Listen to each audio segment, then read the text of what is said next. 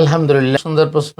এমন একটা প্রশ্ন করছেন, সাধারণ মানুষ এটা চিন্তাই করে না। সালাত নিয়ে চিন্তা করে, সালাত এইভাবে পড়তে হবে, এইভাবে পড়তে হবে, কিন্তু কোরআন কেমনে পড়তে হবে এটি নিয়ে সাধারণ মানুষ চিন্তা করে না। আমার শিক্ষা কারিকুলামের যে একটা পর্ব চলছে, আজকে 111 নম্বর পর্বের এই প্রশ্নটাই আমরা করছি।